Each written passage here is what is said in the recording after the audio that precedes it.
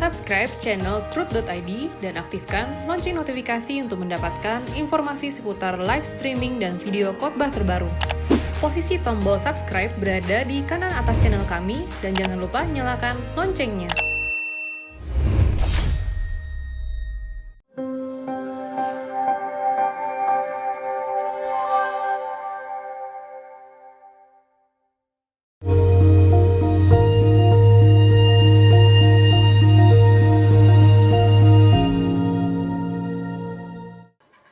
Salam saudaraku, episode 180, 0813, 2432 dan seterusnya, usia 38 tahun. Salam Pak Erastus, saya jemaat MAG, Mall Arta Gading, GSKI Rehoboth Mall Arta Gading. Saya sangat terberkati semua pengajaran Pak Eras, dan saya ingin membawa orang-orang yang saya kasih juga bisa mendapat pengajaran yang murni. Pak, mama saya dulu Kristen, tapi setelah menikah, mama jadi beragama lain. Karena mama saya janda ditinggal mati oleh papa saya. Singkat cerita Pak Eras, bapak tiri saya meninggalkan mama saya. Karena bapak tiri saya beradu mulut dengan saya. Karena waktu itu saat saya mengadakan doa malam bersama teman-teman di gereja, dia merasa gusar sampai akhirnya saya disuruh masuk agamanya dia. Tapi Tuhan sangat baik. Saya diberi kekuatan oleh kuasa Roh Kudus. Akhirnya bapak tiri saya meninggalkan rumah mama saya. Mama saya saat itu yang memihak saya untuk tidak pindah agama. Pak, yang ingin saya tanyakan, saya selalu ingin mama saya kembali kepada Kristus karena mama saya domba yang terhilang. Yang saya takutkan, Pak, kalau mama saya meninggal nanti, apa mama saya bisa bertemu dengan anak-anaknya? Oh iya Pak, mama saya mendapatkan anak dari bapak tiri saya, yang kebetulan anak laki-laki, karena mama saya belum pernah mendapatkan anak laki-laki dari papa saya. Jadi saya frustasi Pak, kalau suatu saat nanti kita pulang, apa saya bisa bertemu dengan orang-orang yang saya kasih, terutama mama saya. Terima kasih Pak untuk kesempatan ini, kiranya Tuhan selalu memberkati Pak Eras, kesehatan dan keluarga Pak Eras. Apakah nanti ketemu mama? Enggak. Kalau mama tidak bertobat, mama menyangkal Yesus tidak masuk surga. Tapi ini kan belum selesai, waktunya masih panjang. Anda bergumul jadi saksi untuk mama, jadi berkat untuk mama. Ya, jadi berkat untuk mama. Lewat perbuatan. Saya percaya mama menjadi Kristen lagi. Dengan atau melalui perbuatan baik kamu. Selamat berjuang. Ya. 08965598 dan seterusnya dari Surabaya laki-laki. Usia 18 tahun. Salam Om Eras, aku sering dengerin khotbahnya sama Anda bertanya Alkitab menjawab. Tapi aku masih sering masturbasi Om. Padahal aku sering berdoa minta ampun kepada Tuhan dan berjanji tidak akan mengulanginya lagi. Tapi secara sadar aku melakukannya lagi dan menyesal setelah itu. Aku tahu kalau Tuhan tidak ingin aku berbuat begitu, tapi sepertinya aku sudah kecanduan dan sulit menghindarinya. Mohon pencerahannya siapa tahu dengan jawaban aku bisa berhenti masturbasi. Amin. Oke. Seperti kamu, saya juga pernah muda dan pernah menggumuli hal ini. Saya bisa melewatinya. Kamu juga pasti bisa. Yang pertama, kamu harus memiliki kesibukan yang bisa membuat fokusmu tidak tertuju kepada masturbasi. Apakah sekolah, kuliah, dan lain-lain. Yang kedua, dengarkan khotbah Om Eras terus. Dan miliki satu cita-cita atau prinsip, yaitu berkenan di hadapan Allah.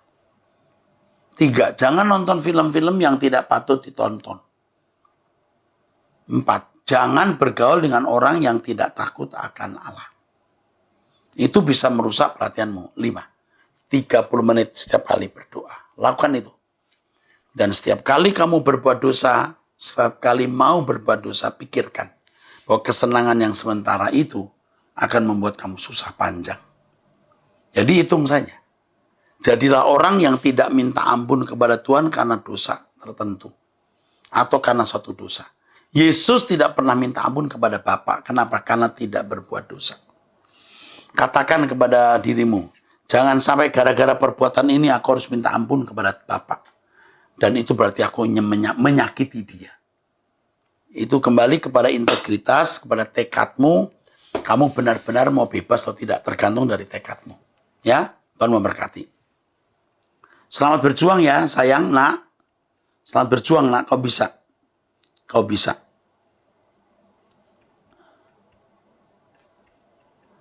Oke.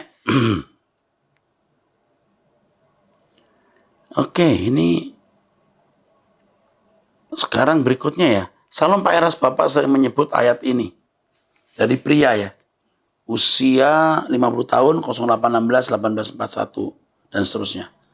Maka aku berkata kepadamu, jika hidup keagamaanmu tidak lebih benar dari hidup keagamaan ahli Taurat dan orang Farisi, kamu tidak masuk surga. Hidup keagamaan yang dikatakan di sini adalah righteousness atau dikayusunen atau ya sering dalam bahasa Yunani, bahasa Ibraninya sedekah yang merupakan salah satu bentuk ibadah bangsa Yahudi. Jangan menganggap kata dikayusune sama dengan sedekah. Di dalam Alkitab, bahasa tidak segalanya. 1, 2. Kita harus memberi makna yang berbeda. Ya, dalam PL dan PB itu beda. Seperti misalnya di PL juga terdapat kalimat kasihlah Tuhan Allahmu dengan segenap hati, akal budi, kekuatan, dan sesama manusia seperti dirimu sendiri. Pengertian hidup di perjanjian lama dan hidup dalam perjanjian baru sudah beda. Mengasihi dengan segenap hatinya perjanjian lama dan segenap hati perjanjian baru itu beda. Tetapi yang jelas bahwa yang dikatakan dikayusune itu perbuatan baik sesuai, maksudnya perbuatan baik yang bertalian dengan perilaku, baik yang kelihatan maupun tidak kelihatan. Itu tidak bisa dipadankan dengan Ulangan 16 ayat 20 misalnya. Semata-mata keadilan itulah yang harus kau kejar supaya engkau hidup memiliki negeri yang diberikan kepadamu oleh Tuhan. Sedekah. Nah, kalau di perjanjian lama itu kan negeri itu kan tanah Kanaan, sedang di perjanjian baru yang namanya negeri itu kan langit baru, bumi baru, sudah beda. Di perjanjian lama ibadah itu seremonial, tetapi dalam perjanjian baru dalam roh dan kebenaran. Ini tidak paralel. Tidak simetris, saudaraku. Jadi kata dalam terminologi bahasa Ibrani tidak bisa disejarkan dengan Yunani, ya bukan berdasarkan etimologinya itu sendiri, tapi berdasarkan pada pemahaman secara lengkap dari perspektif PB dan perspektif PL. Saya ulangi lagi. Jadi terminologi kata dalam perjanjian lama dan perjanjian baru itu ya harus dipahami dengan cerdas. Ya. Terminologi dalam perjanjian lama dan baru itu beda. Karena sudut pandang atau perspektifnya beda. Kalau perjanjian lama itu memang orientasinya berkat jasmani, hukum, lahiriah. Tapi perjanjian baru orientasinya itu langit baru, bumi baru, batiniah, beda. Jadi jangan karena bahasanya itu Anda cocokkan, lalu Anda mencoba untuk mengartikan atau memparalelkan. Tidak bisa. Karena sudut pandang perjanjian lama itu harus beda dengan sudut pandang perjanjian baru. Misalnya kata berkat, blessing. Itu di PL dan PB itu beda. Sama-sama ada kata blessing. Terminologi katanya mirip, tapi maknanya bisa beda. Ya, kalau namanya selamat di perjanjian lama itu selamat menjadi bangsa yang diberkati secara duniawi, mendiami tanah Kanaan, makmur, subur, tapi selamat kita di perjanjian baru dikembalikan ke rancangan Allah semula dan menjadi anggota keluarga kerajaan. Itu beda lagi. Ya, saya kira itu cukup ya. Bahasa tidak boleh menjadi segalanya. Tapi pengertian itu yang lebih penting. 0818, 812 dan seterusnya. Salam Pak Eras, saya pernah mendapat suatu penglihatan di penghujung tahun 2018 yang lalu. Sebuah siluet terbentuk dari selimut yang membentuk wajah Yesus. Awalnya saya tidak tidur, lalu saya berdoa dulu, lalu terlihat siluet tersebut. Yang saya tanyakan, apakah mungkin itu memang Yesus dan bukan roh-roh lain yang tidak dikenal yang menyerupai Yesus? Saya tidak tahu. Kan itu pengalaman pribadi. Tapi coba kita lihat pertanyaan kedua. Jika Yesus, saya sampai sekarang tidak tahu tujuan Tuhan menunjukkan wajahnya pada saya, sebab saya bukan Kristen yang taat ke gereja. Berdoa saya saja sangat standar, saya Kristen yang biasa. Apa tujuan? Tuhan Yesus tidak mungkin memberikan Anda penglihatan, kalau itu betul-betul penglihatan, yang tidak ada makna atau maksudnya atau tujuannya. Tidak mungkin. Pasti ada makna tujuannya. Mungkin Anda tidak tahu. Atau paling tidak supaya Anda kembali menjadi Kristen yang sungguh-sungguh, bukan Kristen biasa-biasa saja, bisa saja. Tetapi ini hal yang tidak bisa saya tafsirkan karena ini pengalaman subjektif Anda. Saya tidak bisa tafsirkan sesuai dengan perspektif saya. Dengan begitu, apa yang harus saya perbuat? Apa yang harus saya lakukan? Apa yang harus saya ubah, Pak? Terus terang, ini seperti beban berat karena saya selalu merasa bersalah dengan tidak melakukan apa-apa. Nah, bisa saja siluet wajah Yesus mengingatkan Anda untuk berbalik, untuk bertobat, berubah. Bisa saja.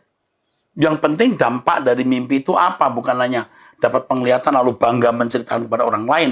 Tapi dampak untuk Anda yang menerima mimpi itu. Ya, ini yang dapat saya sampaikan. Jadi, paling tidak penglihatan yang Anda lihat itu membuat Anda harus berbalik kepada Tuhan. Apakah itu roh-roh lain yang menyerupai Yesus? Ya nggak masalah. Yang penting penglihatan itu buat Anda berubah. Mohon Bapak dapat memberikan pencerahan. Oh ya, saya pengagum berat Bapak. Kadang saya berangkat kerja dengar khotbah-khotbah Bapak atau lagu-lagu Bapak. Terima kasih. Tuhan memberkati bro. Usia Anda berapa saya tidak tahu. Atau ini ses ya. Ya, oke. Wanita usia 45 tahun, Bogor, 08560749 dan seterusnya. Salam Pak Eras, saya sangat bersyukur sudah mengikuti pengajaran Bapak dari tahun 2018. Dan saya sangat diberkati dan perlahan-lahan diubahkan. Sering Bapak bilang, jangan kita mencintai dunia. Dan saya lagi belajar terus. Yang jadi masalah saya memiliki teman wanita, baik sekali. Dia sukanya jalan, kadang jalan cuma makan, belanja, pokoknya jalan aja.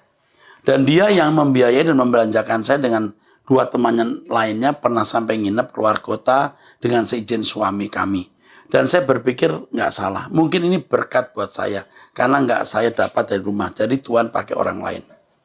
Saya minta koreksi dari Bapak. Apakah yang harus saya lakukan kepada teman saya ini? Karena terus terang kalau dalam hati saya sering nggak enak kepada suami dan anak-anak saya. Anak laki-laki saya 22 tahun, perempuan usia 15 tahun. Saya tidak sejahtera membaca pernyataan Anda ini.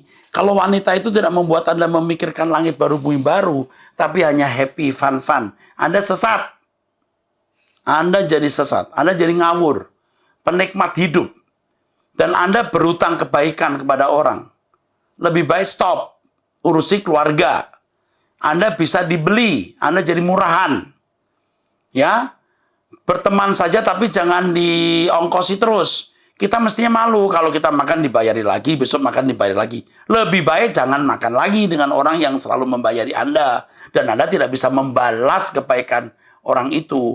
Kalau orang itu kaya membawa Anda ke restoran yang sekali makan 5 juta. Sedangkan Anda 5 juta untuk makan 1 bulan. Kan lebih baik Anda nggak usah utang budi pada orang itu. Menurut saran saya yang mungkin juga salah, Anda sebaiknya tidak bersahabat dengan cara begitu. Ya, Anda jadi benalu bagi orang itu, Anda numpang kesenangan dan itu salah. Ya, jangan diteruskan. Berteman saja sekali-kali ketemu tapi tidak usah sering-sering. Nggak usah pergi keluar kota. Untuk apa? Kalau akhirnya tidak membuat Anda lebih dekat dengan Tuhan. Apalagi kalau nanti dia filosofi hidupnya itu ternyata tidak sesuai dengan kebenaran Tuhan. Dan mungkin juga ada bahaya lain selain ini yang saya tidak bisa kemukakan. Sebaiknya tidak. Ya, menurut Tuhan gimana ya Pak? Apa saya masuk terikat dan mencintai dunia? Ya, Anda dibawa untuk mencintai dunia. Terima kasih Pak Eras atas koreksinya. Semoga Bapak dan keluarga sehat selalu. Oh iya Pak, saya pernah salaman sama Bapak saat seminar di Sentul. Ya ampun, saya gemetar dan berkaca-kaca, tapi senang. Akhirnya bisa dekat salaman sama Bapak. Apalagi ketemu Tuhan Yesus ya Pak. Luar biasa. Tuhan Yesus memberkati dan memakai Bapak dan keluarga menjadi saluran berkat bagi kami pecinta suara kebenaran. Oke ya, Ibu ngerti ya. Jangan teruskan persahabatan dengan orang yang dengannya Anda hanya mendapatkan traktiran ya. Itu nanti tidak sehat. Kecuali dia mengajak Anda melayani Tuhan, berdoa, belajar firman, itu bagus. Yang ini buat Anda jadi duniawi. Itu pun Anda numpang lagi. Sebaiknya jangan ya. Jangan. Anda dibeli nanti. 08524983 dan seterusnya dari Palangkaraya pria. Salam Pak Eras. Pak, saya mau bertanya, apakah dibenarkan, apakah salah apabila kita datang ke sebuah gereja atau tempat ibadah meminta kesembuhan dengan pastor kita jauh-jauh dari Palangkaraya ke Balikpapan untuk mencari kesembuhan suatu penyakit? Aduh, kalau Anda dewasa rohani, saya harus mengatakan salah. Kalau Anda kanak-kanak ya terserah situ. Mestinya tidak perlu jauh-jauh, Tuhan itu di rumah Anda. Tuhan itu beserta kita. Kenapa mesti jauh-jauh? Kalau Anda sakit, tolong rubah pola makan, pola hidup yang baik. Dan hidup dalam kekudusan dan kesucian. Cukup itu. Ya, nggak usah jauh-jauh. Anda belajar mencari wajah Tuhan sendiri. Lebih baik Anda berkata Anda lebih baik berkata begini, aku lebih baik mati daripada aku memberhalakan manusia atau mengutamakan yang lain. Aku hanya mau menyenangkan Tuhan dan mengutamakan Dia. Apalagi kalau di viral di kota Anu ada pastor atau pendeta hebat, aduh itu orang-orang yang gak dewasa ya. Dan begitu. Cari Tuhan sendiri. Apa benar penyakit kita yang alami seperti diabetes mellitus, kaki membusuk karena gula, itu karena dosa kita dan roh jahat yang ada kita? Enggak. Aduh, ampun deh. Memang ada setan yang bisa membuat orang sakit, tetapi kalau diabetes seperti ini, Anda memang tidak tertib. Saya ini orang Jawa yang suka minum manis-manis, tapi sekarang saya tidak mau. Saya minum selalu tawar. Tawar, ya. Kalau manis ya sekali-kali aja. Ya, itu pun tidak boleh sangat manis-manis ya. Oke, puji Tuhan. Pria usia 46 tahun, Surabaya. Salam Pak Erastus, terus terang dulu kalau saya dengar khotbah Bapak, saya kurang begitu senang. Karena kok hidup saya salah terus. Padahal saya sudah pergi ke gereja, rajin juga berdoa. Tapi puji Tuhan, Tuhan selalu bawa saya untuk mencoba kembali mendengar khotbah Bapak. Dan akhirnya saya tahu begitu berharganya apa yang Bapak sampaikan, sehingga saya dan keluarga mengerti kalau hidup kami masih jauh dari apa yang harus kami perbuat untuk Tuhan. Pak Erastus, kami dan keluarga memohon kepada Bapak agar supaya walaupun COVID sudah berlalu, Bapak tetap mengadakan live streaming di Truth ID. Ya, ini komitmen kami dengan pengurus tetap di Truth ID. Saya tetap berharap dan berdoa agar Bapak dan keluarga tetap dalam penyertaan Tuhan. Amin. Pak, saya bangga dan salut dengan Bapak walaupun saya posisi bekerja dan kaos penuh keringat, tapi Bapak masih bersedia foto dengan saya waktu Bapak berkunjung ke Surabaya. Oh ya? Pak, saya sangat senang dengan ajaran Bapak. Dan Bapak adalah figur bagi kami dan keluarga untuk kami belajar semakin dekat dengan Tuhan untuk hidup suci menyongsong LB3 dan selalu mengabdi dengan pekerjaan Tuhan. Maaf ya Pak, saya tidak bertanya, tapi saya meluapkan sukacita dan syukur kepada Tuhan Yesus yang sudah mempertemukan keluarga saya kepada ajaran yang sudah Bapak sampaikan. Terima kasih Pak Eras. Saya pengen ketemu Bapak lagi. Dikasih nomor HP-nya juga nggak apa-apa. Sehat selalu ya Pak. Terima kasih, Tuhan memberkati. Oh, ini fotonya. Walaupun saya berkeringat, saya bekerja, Bapak mau foto dengan saya. Oh, enggak apa-apa. Ini Pak, waktu saya foto dengan Bapak, saya bekerja serabutan dan berkeringat, tapi Bapak tidak pandang. Terima kasih. Ya iyalah, cuman keringat aja ditakuti. Ini Pak, baju yang Bapak kenakan waktu foto dengan saya. Sehat selalu ya Bapak, salam dari keluarga kami.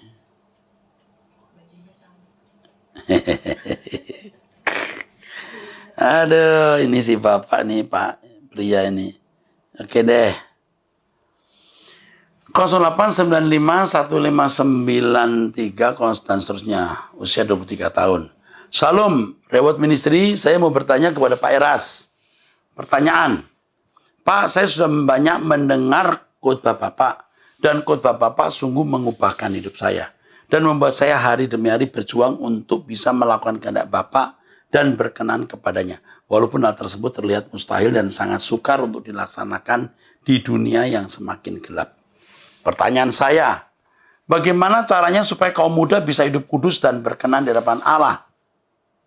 Sementara dunia hari ini semakin jahat dan setiap hari selalu bertemu dengan godaan duniawi serta bujukan-bujukan jahat. Saya rindu Pak untuk dapat menjadi penggerak bagi pemuda supaya menjadikan kekudusan sebagai hidup. Namun menjadi kekudusan sebagai gaya hidup. Saya rindu Pak untuk dapat menjadi penggerak bagi pemuda supaya menjadikan kekudusan sebagai gaya hidup. Namun sesungguhnya saya pun juga masih bergumul dan berjuang dengan dosa yang saya miliki. Tolong jika sudah dijawab. Oke, ini usia 23 tahun, nanti dipertemukan dengan Stephen ya. Diajak, dihubungi. Diajak Stephen, diajak untuk mati-matian untuk Tuhan ya. Oke, 08387480.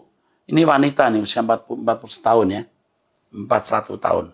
Salam Pak Pendeta Erastus. Langsung saja ya Pak. Saya tanyakan masalahku di sini. Bagaimana untuk memiliki pengertian yang benar tentang banyak khotbah yang sering saya ikuti dan dapat saya kenakan di kehidupan hari-hari saya. Karena saya pun memiliki pergumulan tentang orang tua yang masih berkeyakinan agama lain. Konghucu nih ya. Adikku Kristen yang kecewa dengan sikap keluarga dari adik-adik papaku yang sepertinya mengandalkan keluargaku aja yang urus nenekku dan masalah warisan rumah.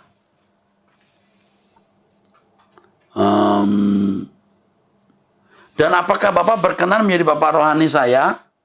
Jujur Pak, masih banyak mesti saya share karena kondisi kesehatan saya juga sering drop. Mohon dibimbing Pak Eras, terima kasih Tuhan Yesus memberkati. Oke, dibimbing kayaknya nih.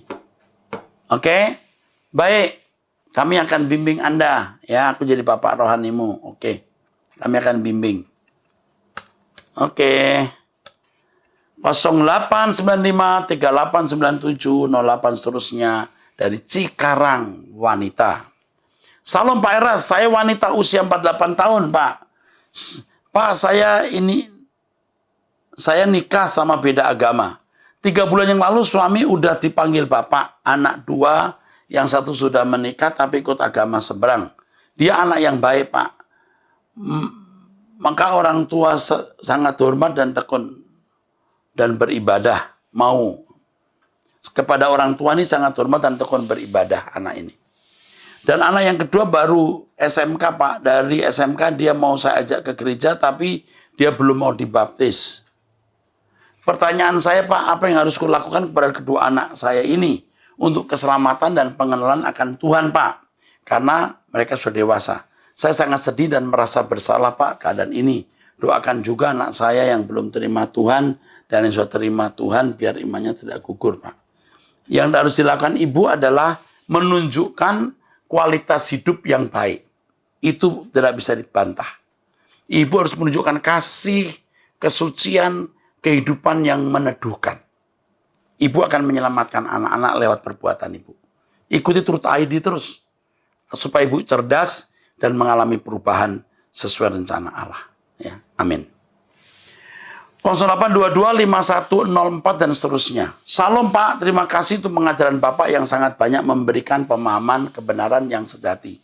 Saya mau bertanya, bagaimana menurut Bapak kalau ada pendeta atau gembala yang terlibat dalam politik praktis untuk mendukung salah satu calon bupati? Bagaimana pandangan Bapak? Bagaimana sebagai jemaat harus bersikap dalam situasi ini? Saya tidak tahu pendeta ini mendukung calon bupati yang bagaimana. Sebab kalau pendeta Anda memang mendukung bupati yang bisa mendatangkan keuntungan untuk keuntungan gereja, nah itu tidak ada salahnya.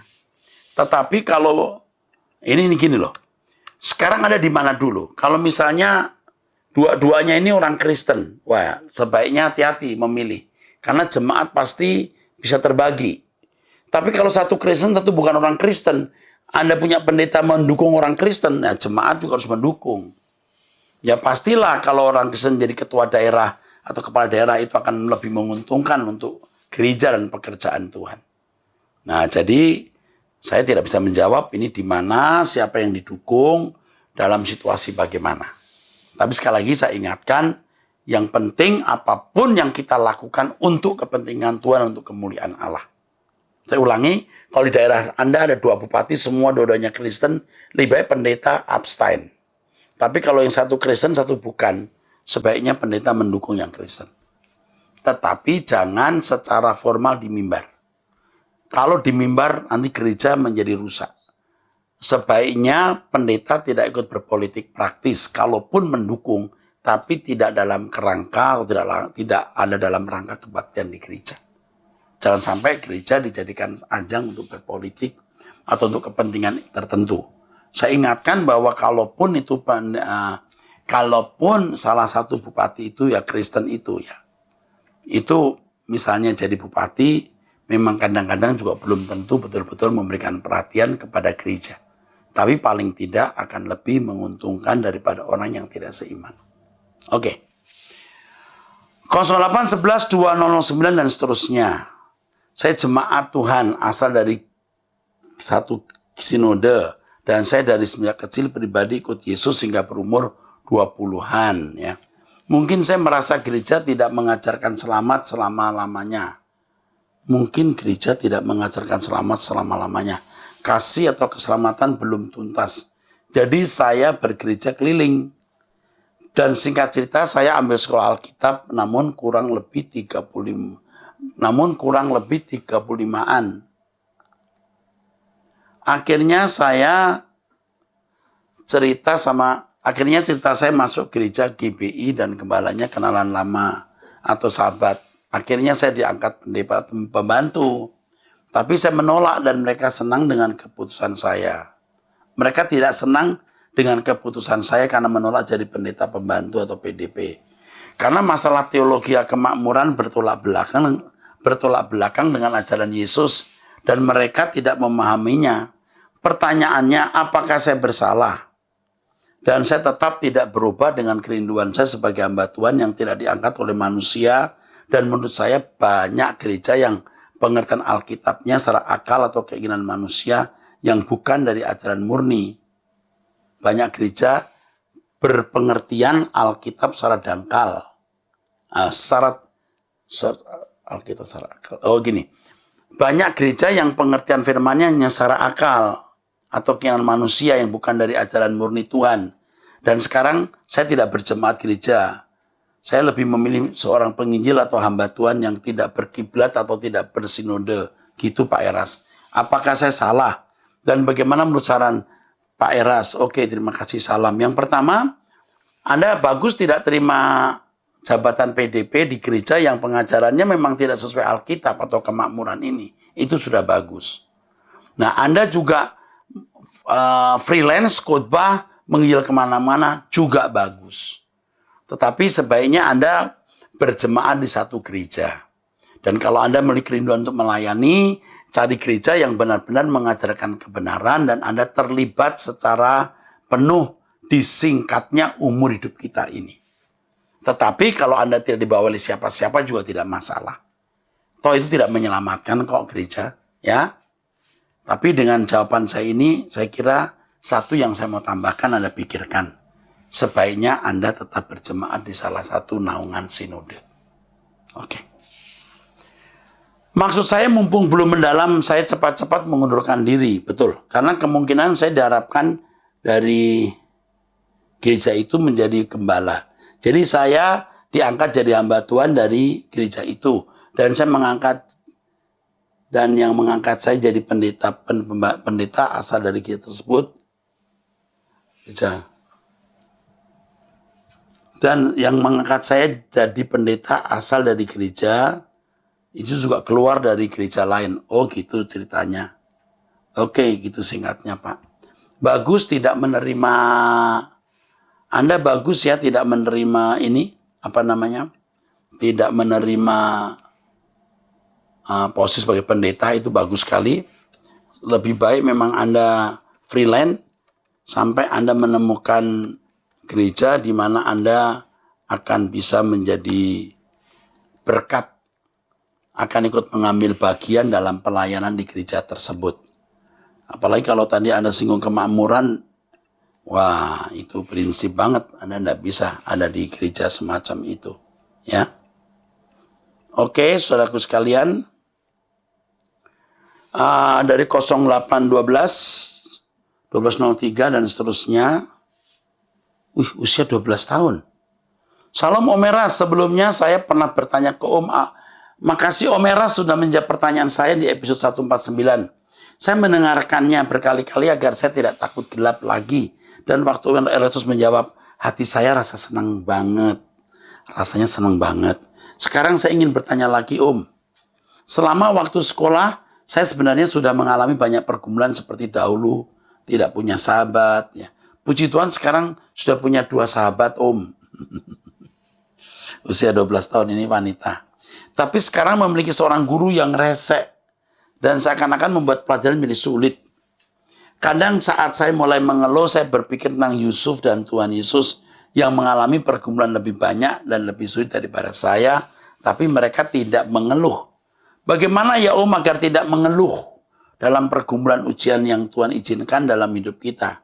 Makasih Om Eras. Jesus Christ also always bless you Om and family. Thank you Brittany Genevieve. Wih, namanya bagus sekali dia.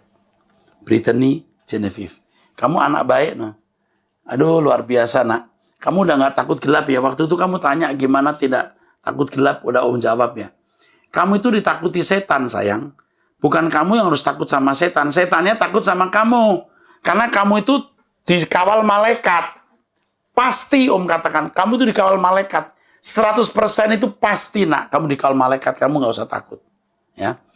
Yang kedua, soal mengeluh. Kamu mengeluh tidak mengubah keadaan. Kamu mengeluh keadaannya juga. Kamu tidak mengeluh itu lebih baik. Mengeluh tidak merubah keadaan. Lebih baik tidak mengeluh. Orang yang mengeluh itu orang yang biasanya bermental jadi buruk. Jadi tidak dewasa. Lebih baik kamu tidak mengeluh. Dan kalau kamu mengeluh, ya, itu akan membuat kamu jadi tidak matang. Lebih baik tidak mengeluh saja. Ya. Dan semua kejadian itu bisa membuat kita dewasa.